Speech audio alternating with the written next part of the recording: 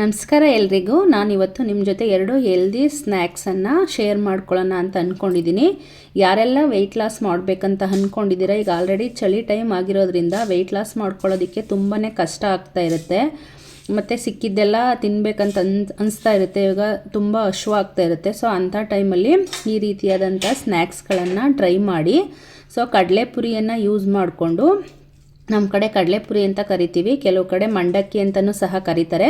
So ಇದನ್ನು use ಮಾಡಿಕೊಂಡು 2 ರೀತಿಯಾದಂಥ ಸ್ನ್ಯಾಕ್ಸ್, ಆಲ್ರೆಡಿ ಇದು ಚುರುಮುರಿ ಮತ್ತು ಮಂಡಕ್ಕಿ ಒಗ್ಗರಣೆ ಮಾಡ್ತಕ್ಕಂಥದ್ದು ಎಲ್ಲರಿಗೂ ಸಹ ಗೊತ್ತಿರುತ್ತೆ. ನನ್ನ ಸ್ಟೈಲ್ನಲ್ಲಿ ನಾನು ಯಾವ ರೀತಿಯಾಗಿ ಟ್ರೈ ಮಾಡ್ತೀನಿ ಅನ್ನೋದನ್ನು ನಿಮ್ಮ ಜೊತೆ ನಾನು ಈ ಒಂದು ವಿಡಿಯೋದಲ್ಲಿ ಶೇರ್ ಮಾಡ್ತೀನಿ. ಬನ್ನಿ ಹಾಗಿದ್ರೆ ವಿಡಿಯೋವನ್ನು ಶುರು ಮಾಡೋಣ. ಮೊದಲಿಗೆ ಇಲ್ಲಿ ನಾನು ಚುರುಮುರಿ ಮಾಡೋದನ್ನು ತೋರಿಸ್ತಾ ಇದ್ದೀನಿ. ಎಲ್ಲವನ್ನು ಸಹ ಕಟ್ ಮಾಡಿ ಇಟ್ಕೊಂಡಿದ್ದೀನಿ. ಈರುಳ್ಳಿ, ಸೌತೆಕಾಯಿ, ಕೊತ್ತಂಬರಿ ಸೊಪ್ಪು, ಹಸಿಮೆಣಸಿನ್ಕಾಯಿ, ಟೊಮೊಟೊ, ಹಾಗೆ 1-2 ಕ್ಯಾರೆಟನ್ನು ರೆಡಿ ಮಾಡಿ ಇಟ್ಕೊಂಡಿದ್ದೀನಿ. ಇದಾದ ನಂತರ ನಾನು ರುಚಿಗೆ ತಕ್ಕಷ್ಟು ಉಪ್ಪು ಬೇಕಿರುತ್ತೆ, ಹಾಗೆ ನುಪ್ಪಟ್ಟಿತ್ತು ಅಂಥೇಳಿ ಅದನ್ನು ಸ್ವಲ್ಪ ಸೇರಿಸ್ಕೊಳ್ತಾ ಇದ್ದೀನಿ, ರುಚಿಗೆ ಚೆನ್ನಾಗಿರುತ್ತೆ ಅಂಥೇಳಿ. ಹಾಗೆ ಮಿಕ್ಸ್ಚರ್ ಕೂಡ ಇತ್ತು, ಅದನ್ನು ಸಹ ಸೇರಿಸ್ಕೊಳ್ತಾ ಇದ್ದೀನಿ. ಹಾಗೆ ಖಾರಕ್ಕೆ ಸ್ವಲ್ಪ ನಾನು ಇಲ್ಲಿ ಮೆಣಸನ್ನು ಮೆಣಸಿನ ಪೌಡ್ರನ್ನು ಬಳಸ್ಕೊಳ್ತಾ ಇದ್ದೀನಿ. ಇವಾಗ ಹೇಗೆ ಪ್ರಿಪೇರ್ ಮಾಡ್ತೀನಿ ಅನ್ನೋದು ನೋಡೋಣ. ಇದ್ರ ಜೊತೆ ನಾನಿಲ್ಲಿ 1-2 ಸಾಸ್ಗಳನ್ನು ಸಹ ಯೂಸ್ ಮಾಡ್ಕೊಳ್ತಾ ಇದ್ದೀನಿ. ಗ್ರೀನ್ ಚಿಲ್ಲಿ ಸಾಸ್, ಹಾಗೆ ಸೆಜ್ವಾನ್ ಸಾಸು ಮತ್ತು ರೆಡ್ ಚಿಲ್ಲಿ ಸಾಸ್. ಇದಿಷ್ಟನ್ನು ಯೂಸ್ ಮಾಡಿಕೊಂಡ್ರೆ ಟೇಸ್ಟು ತುಂಬ ಚೆನ್ನಾಗಿರುತ್ತೆ ಅಂತೇಳಿ. ಹಾಗೆ ಕಡಲೆಪುರಿ ಬಂದುಬಿಟ್ಟು ಸ್ವಲ್ಪ ಗಟ್ಟಿ ಪುರಿಯನ್ನು ತಗೊಳ್ಳಿ, ಇಲ್ಲ ಅಂತೇಳಿದ್ರೆ ತುಂಬ ಮೆತ್ತೆ ಆಗುತ್ತೆ ಅನಿಸುತ್ತೆ, ಅದಕ್ಕೋಸ್ಕರ ಅಷ್ಟೇ, ಇನ್ನೇನಿಲ್ಲ. ಇವಾಗ ಇದಿಷ್ಟು ರೆಡಿ ಆದರೆ ನಾವು ಯಾವ ರೀತಿಯಾಗಿ ಮಾಡೋದು ಅಂತ ನೋಡ್ಕೊಳ್ಳೋಣ. ಮತ್ತು ಈರುಳ್ಳಿಯನ್ನು ತಗೋಬೇಕಾದ್ರೆ ಸ್ವಲ್ಪ ನೋಡಿ ತಗೊಳ್ಳಿ, ಯಾಕಂದರೆ ಕಡಲೆಪುರಿ ಜಾಸ್ತಿ ಇತ್ತು ಅಂತ ಹೇಳಿದ್ರೆ 1-2 ಈರುಳ್ಳಿ ಹಾಕಿದ್ರೆ ನಡೆಯುತ್ತೆ. ಬಟ್ ಕಡಲೆಪುರಿ ನೀವು ಕಡಿಮೆ ತಗೊಳ್ತಾ ಇದ್ದೀರಾ ಅಂತ ಹೇಳಿದ್ರೆ ಒಂದೇ ಸಾಕಾಗುತ್ತೆ, ಯಾಕಂದರೆ ಈರುಳ್ಳಿ ಜಾಸ್ತಿ ಖಾರ ಕೊಡ್ತಾ ಇರುತ್ತಲ್ಲ, ಹಾಗಾಗಿ ತಿಂತಾ ಇರಬೇಕಾದ್ರೆ ತುಂಬ ಖಾರ ಅಂತ ಅನಿಸ್ತಾ ಇರುತ್ತೆ. ಇವಾಗ ಟೇಸ್ಟ್ ನಮಗೆ ಆ ಥರ ಬೇಕು ಅಂತ ಅನಿಸಿದ್ರೆ ಜಾಸ್ತಿ ಸೌತೆಕಾಯಿ ಹಾಕ್ಕೊಳ್ಳಿ, ಇಲ್ಲ ಅಂತ ಹೇಳಿದ್ರೆ ಕ್ಯಾರೆಟನ್ನು ಜಾಸ್ತಿ ತುರಿದು ಹಾಕ್ಕೊಳ್ಳಿ, ಈರುಳ್ಳಿಯನ್ನು ಜಾಸ್ತಿ ಬಳಸೋದಕ್ಕೆ ಹೋಗಬೇಡಿ. ಇವಾಗ ನಾನು ಕಟ್ ಮಾಡಿ ಇಟ್ಕೊಂಡಿದ್ದಂತಹ ಎಲ್ಲ ತರಕಾರಿಗಳನ್ನು ಈ ಬೌಲ್ಗೆ ಹಾಕ್ಕೊಂಡೆ.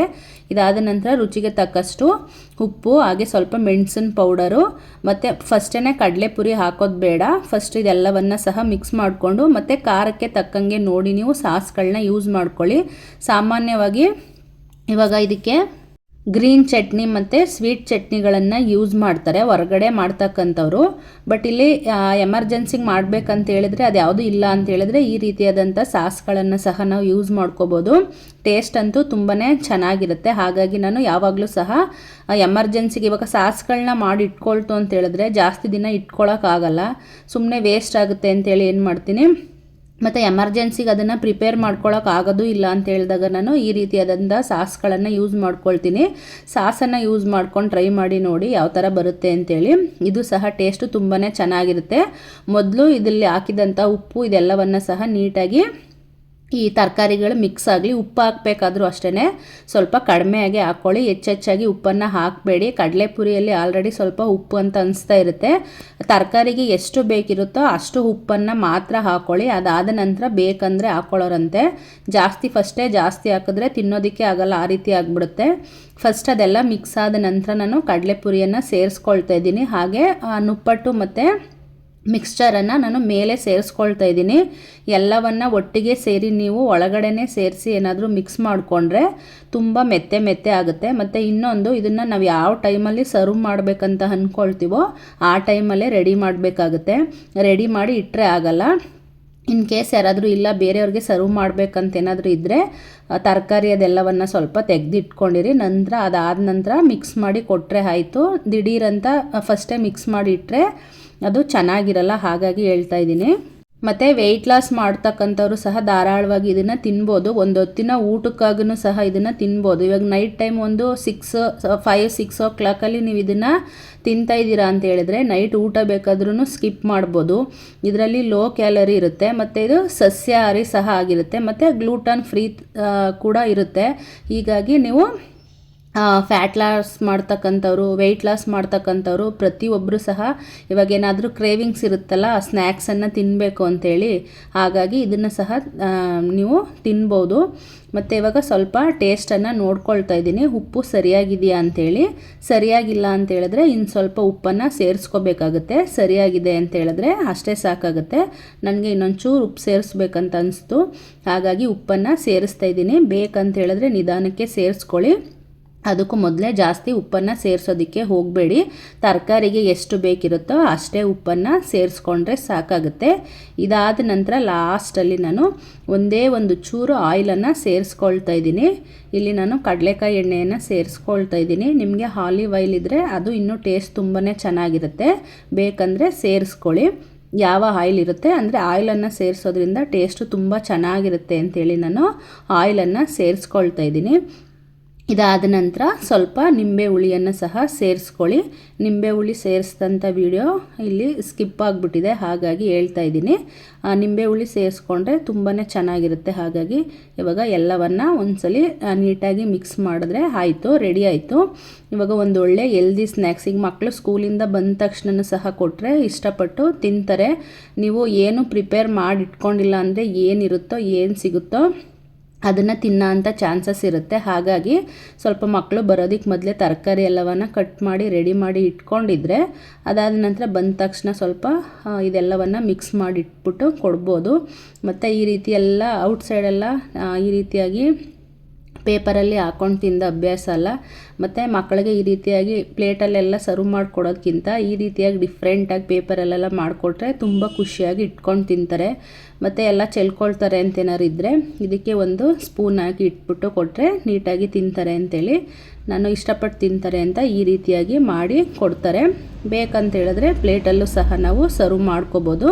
ನಿಮಗೆ ಯಾವ ರೀತಿ ಇಷ್ಟ ಆಗುತ್ತೋ ಆ ರೀತಿಯಾಗಿ ಸರ್ವ್ ಮಾಡ್ಕೊಳ್ಳಿ. ನಾವು ಸಿಕ್ಕಿದ್ದೆಲ್ಲ ತಿನ್ನೋದು ಬರೀ ಬಾಯಿ ರುಚಿಗೆ ಅಷ್ಟೇ ಆಗಿರುತ್ತೆ. ಸ್ವಲ್ಪ ತಿಂದಾದ ನಂತರ ಅದರ ಎಫೆಕ್ಟ್ ಏನಿರುತ್ತೋ ಅದು ನಮ್ಮ ಆರೋಗ್ಯದ ಮೇಲೆ ಆಗೋದಕ್ಕೆ ಶುರು ಆಗುತ್ತೆ. ಮತ್ತು ಆರೋಗ್ಯ ತುಂಬಾ ಕಾಸ್ಟ್ಲಿ, ಇದಕ್ಕೆ ಸ್ವಲ್ಪ ಎಫರ್ಟ್ ಹಾಕಲೇಬೇಕಾಗುತ್ತೆ. ಕೆಲವ್ರಿಗೆ ಇದೆಲ್ಲ ಕಟ್ ಮಾಡಿ ಇಟ್ಕೊಳ್ಳೋರು ಯಾರು, ಇದೆಲ್ಲ ಮಿಕ್ಸ್ ಮಾಡ್ತಕ್ಕಂಥವ್ರು ಯಾರು, ಈ ಥರ ಎಲ್ಲ ಅನಿಸ್ತಾ ಇರುತ್ತೆ. ಇನ್ ಕೇಸ್ ನೀವೇನಾದ್ರೂ ಕಟ್ ಮಾಡಿ ಇಡೋದಕ್ಕೆಲ್ಲ ಸ್ವಲ್ಪ ತೊಂದರೆ ನಮ್ಗೆ ಆಗಲ್ಲ ಅಂದರೆ ಔಟ್ಸೈಡ್ ಬೇಕಾದ್ರೂ ತೊಗೊಂಡು ಬಂದು ತಿನ್ನಿ, ಬಟ್ ಹೆಲ್ದಿಯಾಗಿ ತಿನ್ನಿ. ಇದಾದ ನಂತರ ನಾನು ಮಂಡಕ್ಕಿ ಒಗ್ಗರಣೆಯನ್ನು ಮಾಡೋದನ್ನು ತೋರಿಸ್ತೀನಿ. ನಾನು ಯಾವ ರೀತಿಯಾಗಿ ಮಂಡಕ್ಕಿ ಒಗ್ಗರಣೆಯನ್ನು ಮಾಡ್ಕೊಳ್ತೀನಿ ಅನ್ನೋದನ್ನು ನಿಮ್ಮ ಜೊತೆ ಇಲ್ಲಿ ಶೇರ್ ಮಾಡ್ಕೊಳ್ತೀನಿ. ಮೊದಲಿಗೆ ನಾನು 1-2 ಬೆಳ್ಳುಳ್ಳಿಯನ್ನು ತಗೊಳ್ತಾ ಇದ್ದೀನಿ. ಬೆಳ್ಳುಳ್ಳಿ ಎಷ್ಟು ಹಾಕ್ತಿರೋ ಅಷ್ಟು ಒಳ್ಳೆಯದು, ಮತ್ತು ಬೆಳ್ಳುಳ್ಳಿಯನ್ನು ತಿಂದ್ರೂ ಸಹ ಒಳ್ಳೆಯದು. ಹಾಗಾಗಿ ಜಾಸ್ತಿ ಬೆಳ್ಳುಳ್ಳಿನೇ ಯೂಸ್ ಮಾಡ್ಕೊಳ್ಳಿ, ಏನೂ ತೊಂದರೆ ಇಲ್ಲ. ಇದಾದ ನಂತರ ನಾನು ಒಂದು 2-3 ಎಸ್ಲಷ್ಟು ಕರಿಬೇವನ್ನು ತಗೊಂಡಿದ್ದೀನಿ. ಮತ್ತು ಖಾರಕ್ಕೆ ನಾನು ಬೇರೆ ಖಾರದ ಪುಡಿಯನ್ನು ಯೂಸ್ ಮಾಡ್ತೀನಿ. ಜಸ್ಟ್ ಫ್ಲೇವರ್ಗೆ ಅಂತೇಳಿ ಸ್ವಲ್ಪ ಒಗ್ಗರಣೆಯಲ್ಲಿ ಚೆನ್ನಾಗಿ ಕಾಣಿಸುತ್ತೆ ಅಂತೇಳಿ ಒಣಮೆಣಸಿ ಹಣ್ಣನ್ನು ಸಹ ತಗೊಂಡಿದ್ದೀನಿ. ಮತ್ತು ಇಲ್ಲಿ ಬಾಣಲೆಯಲ್ಲಿ ಮಾಡ್ತಾ ಇಲ್ಲ, ನಾನು ಕುಕ್ಕರಲ್ಲಿ ಮಾಡೋದನ್ನು ತೋರಿಸ್ತಾ ಇದ್ದೀನಿ. ಬಾಣಲೆಯಲ್ಲಿ ಮಾಡಬೇಕಾದ್ರೆ ಸ್ವಲ್ಪ ಕಡಲೆಪುರಿ ಕೈ ಆಡಿಸ್ಬೇಕಾದ್ರೆ ಕೆಳಗಡೆ ಅದು ಜಿಗಿತಾನೆ ಇರುತ್ತೆ. ಹಾಗಾಗಿ ಏನು ಮಾಡ್ತೀನಿ, ನಾನು ಕುಕ್ಕರನ್ನು ಯೂಸ್ ಮಾಡ್ಕೊಂಡು ಮಾಡ್ತೀನಿ. ನನಗೆ ಕುಕ್ಕರ್ ತುಂಬ ಬೆಸ್ಟ್ ಅಂತ ಅನಿಸುತ್ತೆ ಒಗ್ಗರಣೆ ಮಾಡೋದಕ್ಕೆ. ಹಾಗಾಗಿ ನಾನು ಕುಕ್ಕರನ್ನು ಯೂಸ್ ಮಾಡ್ಕೊಳ್ತೀನಿ. ಮೊದಲಿಗೆ ಇಲ್ಲಿ ಕುಕ್ಕರನ್ನು ಬಿಸಿ ಮಾಡೋದಕ್ಕೆ ಇಟ್ಟು ಅದಾದ ನಂತರ ನಾನು ಜಾಸ್ತಿ ಆಯಿಲನ್ನು ಯೂಸ್ ಮಾಡ್ತಾಯಿಲ್ಲ, ಸ್ವಲ್ಪನೇ ಆಯಿಲನ್ನು ಯೂಸ್ ಮಾಡ್ತಾಯಿದ್ದೀನಿ. 3-4 ಸ್ಪೂನಷ್ಟು ಆಯಿಲ್ ಹಾಕ್ಕೊಂಡ್ರೆ ಸಾಕಾಗುತ್ತೆ. ಯಾಕಂದರೆ ನೀವು ಒಬ್ರಿಗೆ ಮಾಡೋದಾದರೆ 1 ಸ್ಪೂನ್ ಸಾಕು. ನಾನು 4 ಜನಕ್ಕೆ ಮಾಡ್ತಿರೋದ್ರಿಂದ 4 ಸ್ಪೂನ್ ಹಾಕ್ಕೊಂಡಿದ್ದೀನಿ. ಸ್ವಲ್ಪನೇ ಯೂಸ್ ಮಾಡ್ಕೊಳ್ಳಿ. ಎಣ್ಣೆ ಕಾದಾದ ನಂತರ ನಾನಿಲ್ಲಿ ಕಡಲೆ ಬೀಜವನ್ನು ಸಹ ಸೇರಿಸ್ಕೊಳ್ತಾ ಇದ್ದೀನಿ. ಇವಾಗ ಕಡಲೆ ಬೀಜ ಹೆಲ್ದಿ ಇರೋದ್ರಿಂದ ಈ ಸ್ನ್ಯಾಕ್ಸು ಕೂಡ ಒಂದು ಹೆಲ್ದಿ ಸ್ನ್ಯಾಕ್ಸ್ ಆಗುತ್ತೆ. ಮತ್ತು ಸ್ವಲ್ಪ ಮಾಡಿ ಇಟ್ಕೋಬೋದು. ಇದನ್ನು ಒಂದು ಏರ್ಟೈಟ್ ಕಂಟೈನರ್ಗೆ ಹಾಕಿ ಇಟ್ಕೊಂಡ್ರೆ ಒಂದು 2-3 ಡೇಸ್ ಆದ್ರೂ ಯಾವಾಗಾದ್ರೂ ಬೇಜಾರಾಯಿತು ಸ್ನ್ಯಾಕ್ಸ್ ತಿನ್ನಬೇಕಂತ ಅನ್ನೋ ಟೈಮಲ್ಲೂ ಸಹ ತಿನ್ಬೋದು. ಮತ್ತು ಯಾವುದ್ಯಾವುದೋ ಇವಾಗ ನಮಗೆ ರೆಡಿ ಇಲ್ಲ ಯಾವುದನ್ನು ತಿನ್ನೋದಕ್ಕೆ ಸ್ನ್ಯಾಕ್ಸ್ ಅಂತ ಹೇಳ್ದಾಗ ಏನು ಮಾಡ್ತೀವಿ, ಏನು ಸಿಗುತ್ತೋ ಅದನ್ನು ತಿಂತೀವಿ. ಹಾಗಾಗಿ ಮತ್ತು ಮನೇಲಿ ಜಾಸ್ತಿ ಈಗ ಬಿಸ್ಕೆಟು ಅದು ಇದು ಎಲ್ಲವನ್ನು ನಾವು ಏನು ಅಭ್ಯಾಸ ಮಾಡ್ತೀವೋ ಅದೇ ರೀತಿಯಾದಂತಹ ಅಭ್ಯಾಸ ಮಕ್ಕಳಿಗೂ ಸಹ ಆಗುತ್ತೆ. ಹಾಗಾಗಿ ಸ್ವಲ್ಪ ನಾವು ಅಭ್ಯಾಸ ಮಾಡ್ತಕ್ಕಂಥದ್ದನ್ನೇ ಕಡಿಮೆ ಮಾಡ್ತಾ ಹೋಗಬೇಕು. ಈ ರೀತಿಯಾದಂತಹ ಅಭ್ಯಾಸಗಳನ್ನು ಮಾಡ್ತಾ ಹೋದರೆ ಅವ್ರಿಗೂ ಇವಾಗಿಂದನೇ ಅಭ್ಯಾಸ ಆಗುತ್ತೆ. ಇಲ್ಲಾಂದರೆ ಅವ್ರ ಕೈಯಲ್ಲಿ ದುಡ್ಡು ಬಂದು ಅವರು ದುಡ್ದು ತಿನ್ನೋ ಅಂಥ ಟೈಮಲ್ಲಿ ಜಾಸ್ತಿ ಹೊರಗಡೆ ತಿಂಡಿಯನ್ನೇ ತಿನ್ನೋದಕ್ಕೆ ಹೋಗ್ತಾರೆ. ನಾವು ಇವಾಗ ಯಾವ ರೀತಿಯಾಗಿ ಅಭ್ಯಾಸ ಮಾಡಿರ್ತೀವೋ ಅದೇ ಸಹ ರೂಢಿ ಆಗುತ್ತೆ. ಇವಾಗ ಬೇರೆ ಬಿಸ್ಕೆಟು ಅದು ಇದು ಎಲ್ಲ ಒಂದು 20% ಕೊಡೋದಾದರೆ ಹೆಲ್ದಿ ಸ್ನ್ಯಾಕ್ಸ್ಗಳನ್ನು ಒಂದು 80% ಅಭ್ಯಾಸ ಮಾಡಿ. ಇವಾಗ ನಾವು ಯಾವ ಥರ ಅಭ್ಯಾಸ ಮಾಡ್ತೀವೋ, ಇವಾಗ ಸಾಮಾನ್ಯವಾಗಿ ಮಕ್ಕಳು ತಂದೆ ತಾಯಿ ಹೇಳೋದನ್ನು ಕೇಳಲ್ಲ. ತಂದೆ ತಾಯಿ ಯಾವ ರೀತಿಯಾಗಿ ನಡ್ಕೊಳ್ತಾ ಇರ್ತಾರೋ ಮತ್ತು ಯಾವ ರೀತಿಯಾಗಿ ಅವ್ರಿಗೆ ಒಂದು ಒಳ್ಳೆ ಸಂಸ್ಕಾರವನ್ನು ಕೊಡ್ತಾರೋ ಆ ರೀತಿಯಾಗಿ ಬೆಳೀತಾರೆ ಅಂತ ಹೇಳ್ತಾರಲ್ವ. ಹಾಗಾಗಿ ನಾವು ಊಟದ ವಿಷಯನೂ ಅಷ್ಟೇ, ನಾವು ಯಾವ ರೀತಿಯಾಗಿ ಮುಂದೆ ಬೇರೆ ಫ್ರೆಂಡ್ಶಿಪ್ ಎಲ್ಲ ನೋಡಿ ಚೇಂಜ್ ಆಗೋದಿದ್ದರೆ ಯಾವ ಥರ ಚೇಂಜ್ ಆಗ್ತಾರೋ ಗೊತ್ತಿಲ್ಲ. ಬಟ್ ನಾವು ಬೆಳೆಸ್ತಕ್ಕಂಥ ಟೈಮಲ್ಲಿ ಸ್ವಲ್ಪ ನೀಟಾಗಿ ಕೇರ್ ತಗೊಂಡು ನಮ್ಮ ಕೈಯಲ್ಲಿ ಏನು ಸಾಧ್ಯನೋ ಆ ಥರವಾಗಿ ಸ್ವಲ್ಪ ಹೆಲ್ದಿಯಾಗಿ ಅಭ್ಯಾಸ ಮಾಡಿದ್ರೆ ಅವ್ರಿಗೂ ಸಹ ಗೊತ್ತಿರುತ್ತೆ. ಮತ್ತು ಈ ಕಡಲೆ ಬೀಜವನ್ನು ಹುರಿಯೋಂಥ ಸಂದರ್ಭದಲ್ಲಿ ಸ್ವಲ್ಪ ಫ್ಲೇಮ್ ಲೋನೇ ಇರಲಿ. ಲೋ ಫ್ಲೇಮಲ್ಲಿ ಹುರಿದ್ರೆ ಸ್ವಲ್ಪ ಕ್ರಿಸ್ಪಿಯಾಗಿ ಬರುತ್ತೆ. ನೀವು ಜಾಸ್ತಿ ಉರಿಯನ್ನು ಹಾಕ್ಕೊಂಡು ಬೇಗ ಅದು ಕೆಂಪಾಗಿದೆ ಅಂತ ಹುರಿದ್ರೆ ಮತ್ತೆ ತಿನ್ನೋದಕ್ಕೆ ಕ್ರಿಸ್ಪಿಯಾಗಿ ಚೆನ್ನಾಗಿರಲ್ಲ. ಹಾಗಾಗಿ ಮತ್ತು ಕೆಲವ್ರಿಗೆ ಕಡಲೆ ಬೀಜವನ್ನು ಆಯಿಲಲ್ಲಿ ಹುರಿತಕ್ಕಂಥದ್ದು ಇಷ್ಟ ಆಗಲ್ಲ. ಆ ಥರದವರು ಬೇರೆ ಒಂದು ಬಾಣಲಿಯಲ್ಲಿ ನೀಟಾಗಿ ಡ್ರೈ ಫ್ರೈ ಮಾಡಿಕೊಂಡು ಕಡಲೆ ಬೀಜವನ್ನು ಹುರ್ಕೊಂಡು ಕೊನೆಯದಾಗಿ ಇದಕ್ಕೆ ಸೇರಿಸ್ಕೋಬೋದು. ನಾನಿಲ್ಲಿ ಹಾಗೆಯೇ ಸೇರಿಸ್ಕೊಳ್ತಾ ಇದ್ದೀನಿ. ಒಂದು ಮುಷ್ಟಿಯಷ್ಟು ಕಡಲೆ ಬೀಜ ತಗೊಂಡಿದ್ದೆ, ಹಾಗೆ ಒಂದು ಮುಷ್ಟಿಯಷ್ಟು ಹುರಿಗಡಲೆಯನ್ನು ಸಹ ತಗೊಂಡಿದ್ದೀನಿ. ಚೆನ್ನಾಗಿರುತ್ತೆ ಟೇಸ್ಟ್ ಅಂತೇಳಿ. ಅದನ್ನು ಅಷ್ಟೇ, ಇವಾಗ ಕಡಲೆ ಬೀಜ ಎಲ್ಲ ಹುರಿದಾದ ನಂತರ ಕಡಲೆ ಬೀಜ ಬೆಂದಿದೆ ಅನ್ನುವಾಗ ಕೊನೆಯಲ್ಲಿ ನಾವು ಈ ಕಡಲೆಯನ್ನು ಸೇರಿಸ್ಕೊಂಡ್ರೆ ಸಾಕಾಗುತ್ತೆ. ಹುರಿಗಡಲೆಯನ್ನು ಅದು ಸ್ವಲ್ಪ ಫ್ರೈ ಆದ ನಂತರ ನಾನಿಲ್ಲಿ ಬಿಡಿಸಿ ಇಟ್ಕೊಂಡಿದ್ನಲ್ಲ ಬೆಳ್ಳುಳ್ಳಿ ಮತ್ತು ಹಸಿಮೆಣಸಿನ ಹಣ್ಣು ಮತ್ತು ಕರಿಬೇವು ಇದಿಷ್ಟನ್ನು ಸಹ ನಾನು ಸೇರಿಸ್ಕೊಂಡು ಸ್ವಲ್ಪ ಫ್ರೈ ಮಾಡ್ಕೊಳ್ತಾ ಇದ್ದೀನಿ. ಬೆಳ್ಳುಳ್ಳಿ ಸ್ವಲ್ಪ ಚೆನ್ನಾಗಿ ಬೇಯಲಿ. ನಾವು ತಿನ್ನುವಂಥ ಸಂದರ್ಭದಲ್ಲಿ ಬೆಳ್ಳುಳ್ಳಿ ಸಿಗ್ತಾ ಇದ್ದರೆ ಚೆನ್ನಾಗಿರುತ್ತೆ. ಇಲ್ಲಿ ಪಕ್ಕದಲ್ಲೇ ಹಾಲಿಗೂ ಸಹ ಮಕ್ಕಳಿಗೆ ರೆಡಿ ಮಾಡ್ತಾ ಇದ್ದೀನಿ. ಇದ್ರ ಜೊತೆ ಹಾಲನ್ನು ಕೊಟ್ಟರೆ ಹಾಗೆ ಸ್ಕೂಲಿಂದ ಬಂದು ಚಳಿ ಟೈಮೆಲ್ಲ ಹೊಟ್ಟೆ ಹಶ್ವಾಗಿರುತ್ತೆ, ಏನಾದರೂ ಕೇಳ್ತಾ ಇರ್ತಾರೆ. ಹಾಗಾಗಿ ಇದನ್ನು ಪ್ರಿಪೇರ್ ಮಾಡಿ ಕೊಟ್ಟರೆ ಹೆಲ್ದಿಯಾಗಿ ತಿಂತಾರೆ ಅಂಥೇಳಿ. ಮತ್ತು ಆಯಿಲನ್ನು ಸ್ವಲ್ಪ ಕಡಿಮೆ ಯೂಸ್ ಮಾಡ್ಕೊಳ್ಳಿ ಅಷ್ಟೇ. ಹೆಚ್ಚು ಇವಾಗ ಬಜ್ಜಿ ಬೋಂಡ ಚಳಿ ಅಂಥೇಳಿ ಏನೇನೋ ಮಾಡೋದಕ್ಕೆ ಇದು ಸ್ವಲ್ಪ ಬೆಸ್ಟ್ ಅಂತ ಅಂದ್ಕೊಳ್ತೀನಿ. ಇವಾಗ ಅದನ್ನು ತಿನ್ನೇಬಾರ್ದಂತೇನಿಲ್ಲ. ಯಾವಾಗಲೂ ಮಂತ್ಲಿ 1 ಟೈಮ ಅಥವಾ 6 ಮಂತ್ಗೆ 1 ಟೈಮ ಅಥವಾ ಮನೆಗೆ ಯಾರು ಗೆಸ್ಟ್ ಬಂದಿದ್ದಾರೆ ಮಾಡಲೇಬೇಕಂತಿತ್ತು ಆ ಟೈಮಲ್ಲಿ ಮಾಡ್ಕೊಳ್ಳಿ. ಬಟ್ ನೀವು ಸಪ್ರೇಟ್ ಇರ್ತಕ್ಕಂಥ ಟೈಮಲ್ಲಿ ಹೆಲ್ದಿಯಾಗೆ ಮಾಡ್ಕೊಳ್ಳಿ. ಈಗ ರುಚಿಗೆ ತಕ್ಕಷ್ಟು ಉಪ್ಪನ್ನು ಸೇರಿಸ್ಕೊಳ್ತಾ ಇದ್ದೀನಿ. ಹಾಗೆ ಸ್ವಲ್ಪ ಅಚ್ಚಕಾರದ ಪುಡಿಯನ್ನು ಸಾಂಬಾರು ಪೌಡ್ರನ್ನು ಸೇರಿಸ್ಕೊಳ್ತಾ ಇದ್ದೀನಿ. ಅಚ್ಚಕಾರದ ಪುಡಿಯನ್ನು ಸೇರಿಸೋದಕ್ಕಿಂತ ಸಾಂಬಾರು ಪೌಡ್ರನ್ನು ಸೇರಿಸಿದ್ರೆ ಫ್ಲೇವರ್ ತುಂಬಾ ಚೆನ್ನಾಗಿರುತ್ತೆ. ಮತ್ತು ಸಾಂಬಾರು ಪೌಡ್ರನ್ನು ಈ ರೀತಿ ಎಣ್ಣೆಯಲ್ಲಿ ಹುರಿಯೋಂಥ ಸಂದರ್ಭದಲ್ಲೇ ಸೇರಿಸ್ಕೊಳ್ಳೋದ್ರಿಂದ ಫ್ಲೇವರು ಚೆನ್ನಾಗಿ ಅನಿಸುತ್ತೆ, ಟೇಸ್ಟೂ ಸಹ ಚೆನ್ನಾಗಿ ಅನಿಸುತ್ತೆ. ಇದಾದ ನಂತರ ನಾನು ಎಲ್ಲ ರೆಡಿ ಆಯಿತು. ಇವಾಗ ಕೊನೆಯಲ್ಲಿ ನಾನು ಕಡಲೆಪುರಿಯನ್ನು ಸೇರಿಸ್ಕೊಳ್ತಾ ಇದ್ದೀನಿ. ಕಡಲೆಪುರಿಯನ್ನು ಮೊದಲೇ ಕ್ಲೀನ್ ಮಾಡಿ ಅದೇ ಕವರ್ಗೆ ತುಂಬಿ ಇಟ್ಕೊಂಡಿದ್ದೆ, ಹಾಗಾಗಿ ಒಟ್ಟಿಗೆ ಡೈರೆಕ್ಟಾಗಿ ಯೂಸ್ ಮಾಡ್ತಾಯಿದ್ದೀನಿ. ಸ್ವಲ್ಪ ಕ್ಲೀನ್ ಮಾಡಿ ಇಟ್ಕೊಳ್ಳಿ. ಕೆಳಗಡೆ ಏನಾದರೂ ಮಣ್ಣು ಏನೂ ಇಲ್ಲ ಅಂದರೆ ಓಕೆ, ಡಸ್ಟು ಏನಾದರೂ ಇದ್ದರೆ ಸ್ವಲ್ಪ ಫಸ್ಟೇ ಚೆಕ್ ಮಾಡ್ಕೊಳ್ಳಿ. ಈಗ ಎಲ್ಲವನ್ನು ಉಪ್ಪು ನಾನು ಒಗ್ಗರಣೆಗೆ ಎಷ್ಟು ಬೇಕೋ ಅಷ್ಟನ್ನೇ ಸೇರಿಸ್ಕೊಂಡಿದ್ದೆ. ನಂತರ ಬೇಕಂತೇಳಿದರೆ ಇದಕ್ಕೆ ಸೇರಿಸ್ಕೊಳ್ತೀನಿ. ನೀಟಾಗಿ ಮಿಕ್ಸ್ ಮಾಡಿ, ಕಡಲೆಪುರಿ ಮಿಕ್ಸ್ ಮಾಡೋ ಅಂಥ ಟೈಮಲ್ಲಿ ಕೆಳಗಡೆ ಸಿಡಿತಾ ಇರುತ್ತೆ, ಸ್ವಲ್ಪ ನೋಡಿ ನೀಟಾಗಿ ಮಿಕ್ಸ್ ಮಾಡ್ಕೊಳ್ಳಿ. ಮತ್ತು ಸ್ವಲ್ಪ ಕ್ರಿಸ್ಪಿ ಆಗಬೇಕಾಗುತ್ತೆ. ಇವಾಗ ನಾವು ಡೈರೆಕ್ಟು ಹುರಿದಂಥ ಸಂದರ್ಭದಲ್ಲೇ ಕ್ರಿಸ್ಪಿ ಆಗೋಲ್ಲ. ಎಲ್ಲವನ್ನು ಸ್ವಲ್ಪ ನೀಟಾಗಿ ಮಿಕ್ಸ್ ಮಾಡಿ 1-2 ಸೆಕೆಂಡ್ ಬಿಟ್ಟರೆ ಅದಾದ ನಂತರ ತಿನ್ನೋದಕ್ಕೆ ಅದು ಸ್ವಲ್ಪ ಹಾರೋದಕ್ಕೆ ಬಿಟ್ಟರೆ ಕ್ರಿಸ್ಪಿಯಾಗಿರುತ್ತೆ. ಸ್ವಲ್ಪ ಉಪ್ಪು ಬೇಕಿತ್ತು. ಕಡಲೆಪುರಿ ಸೇರಿಸಾದ ನಂತರ ನಾನು ಅದರ ಮೇಲೆ ಇದನ್ನು ಸೇರಿಸ್ಕೊಳ್ತಾ ಇದ್ದೀನಿ. ಎಷ್ಟು ಬೇಕಿರುತ್ತೋ ಅಷ್ಟು ಸೇರಿಸ್ಕೊಳ್ಳಿ. ಪುರಿನೂ ಅಷ್ಟೇ, ತಗೊಳ್ಳೋ ಸಂದರ್ಭದಲ್ಲಿ ಸ್ವಲ್ಪ ಗಟ್ಟಿ ಪುರಿ ತಗೊಳ್ಳಿ ಮತ್ತು ಫ್ಲೇಮ್ನ ಕಡಿಮೆ ಇಟ್ಕೊಳ್ಳಿ.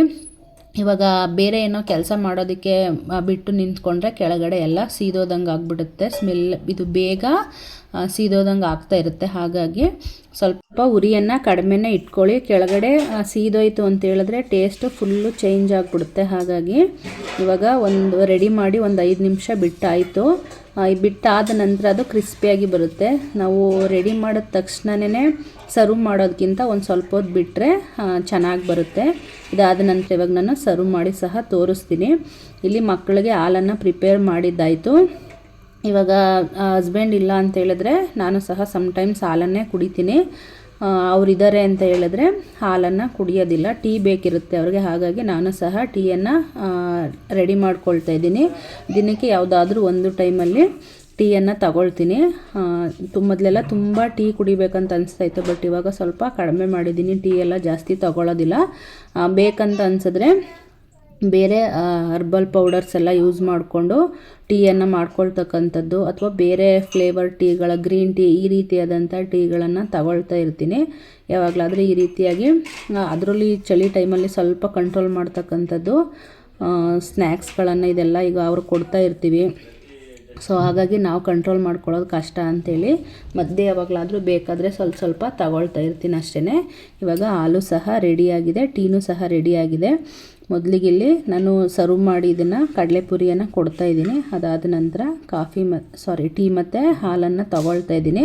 ಮತ್ತು ಇನ್ನೊಂದು, ಈ ಕಡಲೆಪುರಿಯನ್ನು ಈ ಒಗ್ಗರಣೆ ಮಂಡಕ್ಕಿಯನ್ನು ತಿನ್ನೋಂಥ ಸಂದರ್ಭದಲ್ಲಿ ಬೇಕಂತ ಹೇಳಿದ್ರೆ ಮೇಲೆ ಸ್ವಲ್ಪ ಇದು ಕ್ಯಾರೆಟು ಮತ್ತು ಈರುಳ್ಳಿಯನ್ನು ತುರಿದು ಇಟ್ಕೊಂಡಿದ್ದು, ಈರುಳ್ಳಿ ಕಟ್ ಮಾಡಿ ಮತ್ತು ಕ್ಯಾರೆಟನ್ನು ತುರಿದು ಇಟ್ಕೊಂಡಿದ್ದು ಸೇರಿಸ್ಕೊಂಡ್ರೆ ಟೇಸ್ಟ್ ಅಂತೂ ಇನ್ನೂ ತುಂಬ ಚೆನ್ನಾಗಿರುತ್ತೆ.